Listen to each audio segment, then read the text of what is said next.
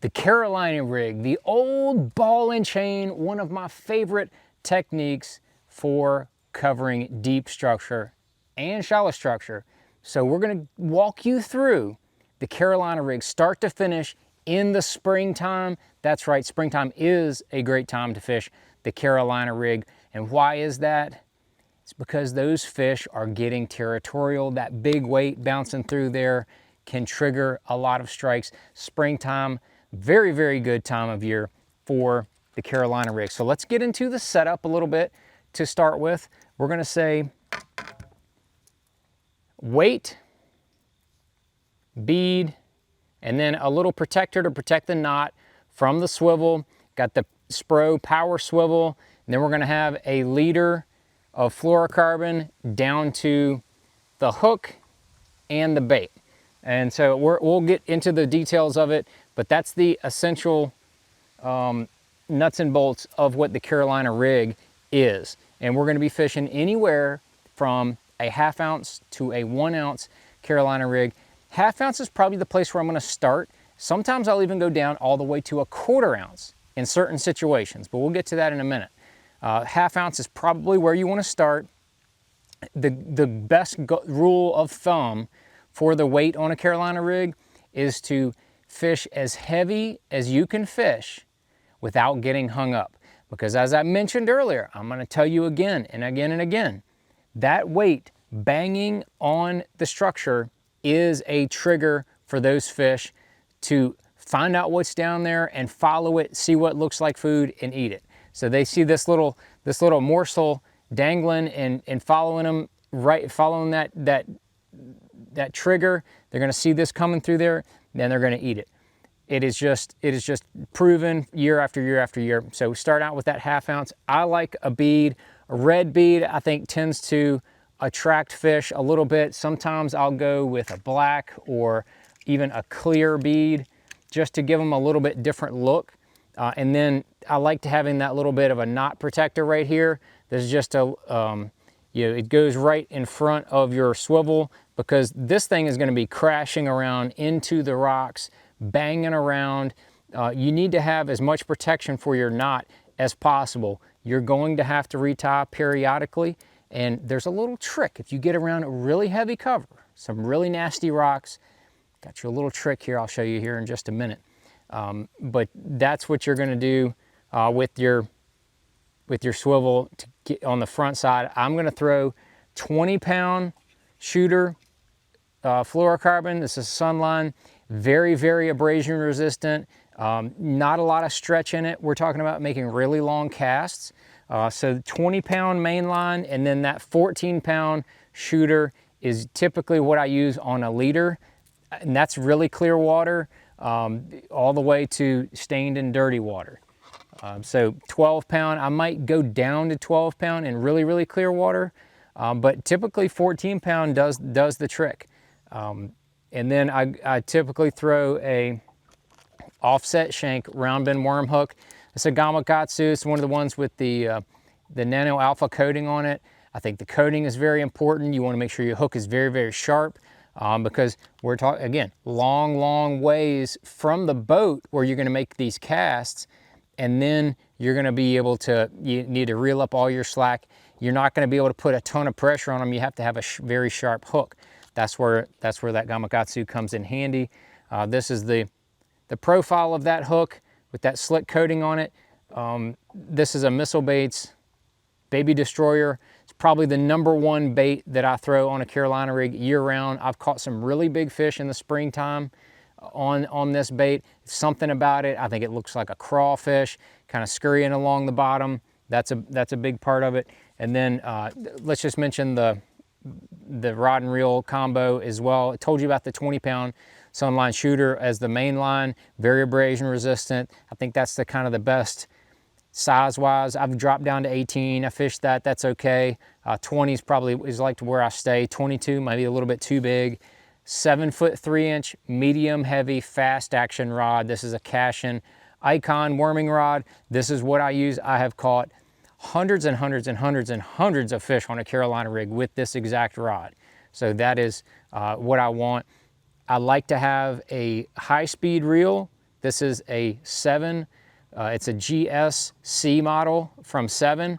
High speed, it's 8.1 to 1 gear ratio. I like that high speed because when I'm done with the cast, I want to be able to reel it in as fast as possible so that I could throw it out there again. Even though I'm making longer casts, I might only work that bait for 20 to 40 feet, and then I'm reeling it in and then going over a little bit more. But we'll get into how you fish a Carolina rig here in a minute. But that's what that's my setup, rod and reel wise. You just want to make sure that your rod is not too stiff. You do not want your rod to be I don't like throwing with a flipping stick. Medium heavy for sure, but you can see even though it's medium heavy, there's kind of it's somewhat of a moderate action. It's not a super fast, just a regular type fast action. That is really the key for that Carolina rig. But in the springtime, we're talking about pre-spawn, during the spawn, and then post-spawn. That's what you're looking at in the springtime. Pre-spawn, those fish are very territorial. You're going to be able to look for those areas where the fish are coming to. So take the spawning flats, spawning areas, spawning pockets, back out, look for the points, look for the ledges leading into those areas, find those hard bottoms. That's where those fish are going to be staging. I've caught some really big stringers of fish on a Carolina rig pre-spawn. As those fish are moving up, maybe we get, you know, bluebird skies like we have today. They're not eating a crankbait, they're not eating a chatterbait, they're not eating some of those other type of baits that you typically would throw in the pre-spawn period. Carolina rig, banging along the bottom is going to be what you're going to be trying to fish. So during the spawn, there's only going to be limited times that I'm going to throw the Carolina rig. We're fishing for smallmouth bass or we're fishing for spotted bass. A lot of times those fish will be more on the main channel, not as much in the pockets, more on the main channel, gravel type points, gravel type flats. That's where those smallmouth and sometimes the spotted bass, they're going to be spawning more out there. Sometimes those fish are harder to see. Maybe you don't have forward-facing sonar. Maybe you can't find them with forward-facing sonar. You can take that ball and chain, you can take that half-ounce weight with that leader and you can throw it around in those gravelly areas. You can feel that gravel. Those smallmouth are not going to be spawning in areas that are muddy or clay banks. It's not where they spawn. So you can feel that with the Carolina rig way easier than you can a drop shot or shaky head or any of these other baits, Texas rig, anything like that you're going to be throwing for spawning fish. Take that Carolina rig, you can feel, you say, oh no, it's too soft, oh wait a minute, there's a ton of gravel right here. You know that's where they're going to be spawning during the spawn. So that is one time period that I do throw the Carolina rig. And typically during the spawn, I'll throw a little bit shorter leader, maybe 18 inch at absolute most. I want that banging and I want the bait to be real close together. So then we jump to post-spawn. Post-spawn is one of the best period times of the year to throw a Carolina rig. It's something about those fish after the spawn, they're a little lackadaisical. It's around the time that the shad spawn, maybe the herring spawn as well. They're gonna pull out to those first points, little secondary points or main lake points. A lot of times they're shallower than most people think. They might be in 2 to 6 feet of water. Sometimes they'll be out there in 12 or 14, but a lot of times they're shallower than most people think. Half ounce to even a 3/4 ounce weight. But in that post-spawn period, I have seen a little bit longer leader, like a 3 to a 4 foot leader has a lot better luck. And just so you know, that is the only time of the year that in the post-spawn, immediate post-spawn, that I might go to a straight worm, something like a quiver 4.5, something short and straight that has no action. Maybe even a magic worm, short and straight, no action in that post-spawn period with that longer leader. It's a really, really good combination. I've seen it over the years in that post-spawn period. Later in the spring can be just a really, really good combination. But again, you're looking for hard bottoms. There's probably not a better technique and a better setup to throw to find out what kind of bottom that is that you're fishing other than a Carolina rig. We've got all the forward-facing sonar, we've got all these side imaging technologies, we've got all these technologies on the boat, but I'm telling you, a fluorocarbon line transmits, the density of fluorocarbon transmits the signals of what you're feeling on the bottom better than any other line, hands down, better than braid. I'll put it up against there, and it's way more abrasion resistant than braid too. That's why I like fluorocarbon on my Carolina rig. You can feel every little rock, every little pebble, every little nothing as well. But in that pre-spawn period, I'll go back to that one real quick. I told you about lightening up your sinker. Sometimes I'll go to the little bit skinnier egg style sinkers.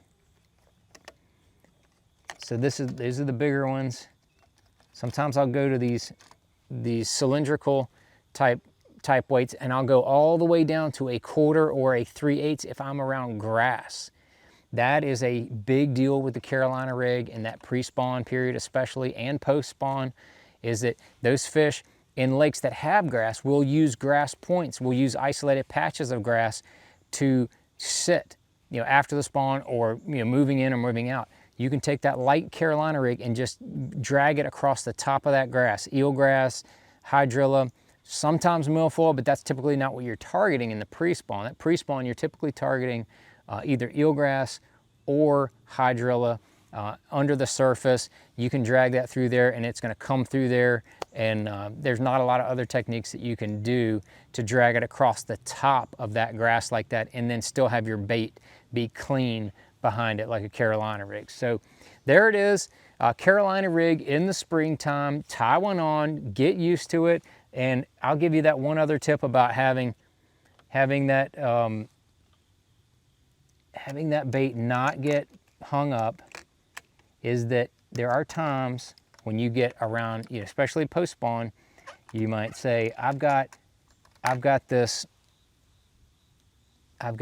really heavy rock area. I know the fish are sitting there, but every 10th cast I'm breaking off and I'm having to retie 3 San Diego jam knots, blah, blah, blah.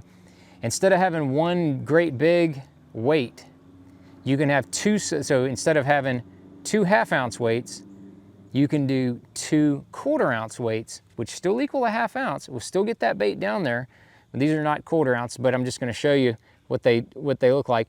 So what happens is that weight gets dissipated over top of 2. Now you don't get that same thud dragging it on the bottom, but if you're just trying to get that bait down there and try to have something scratched along the bottom, you can take 2 weights of a similar size. Maybe you're up at Lake Champlain and you're dragging around a 3/4 ounce weight, but you're breaking off all the time. You can take 2 3/8 ounce weights, put them together in front of that setup that I showed you earlier. All of a sudden, you got extra sound, and since the weight is divided up between the 2 weights, you're not going to hang up near as much, almost not at all. It is really kind of crazy how much more cover you can bring it through by dividing those 2 weights up. So there's your little heavy rock tip for post-spawn period, especially pre-spawn sometimes, but definitely in that post-spawn period. Try that with your Carolina rigs in the springtime, and you will definitely catch more fish, and you'll catch some big ones too.